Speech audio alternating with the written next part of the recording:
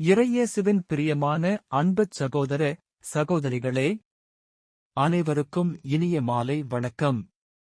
இன்று நாம் பேச உள்ள தலைப்பு இயேசுவின் மலை பிரசன்னம். இயேசு கலிலேயா மக்களை சந்தித்து பிரசன்னம் முடித்த பிறகு அங்கிருந்து புறப்பட்டார்.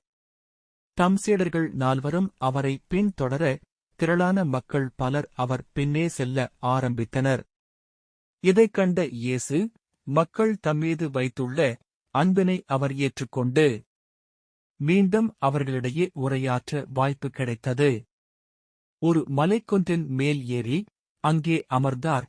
திரளான மக்கள் அவரை சூழ்ந்தார்கள். அப்போது பேச ஆரம்பித்தார். நேர்மையாயிருங்கள், ஜெபம் செய்யுங்கள், உண்மையைக் கொள்ளாதீர்கள், பாவம் செய்யாதீர்கள், நடிக்காதீர்கள், தீங்கு எண்ணாதீர்கள், மன்னியுங்கள்.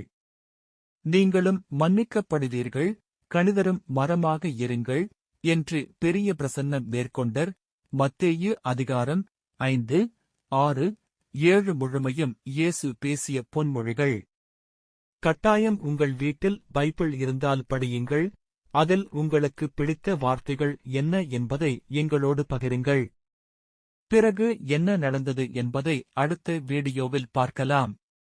சேனலை மறக்காமல் சப்ஸ்கிரைப் செய்து கொள்ளவும்.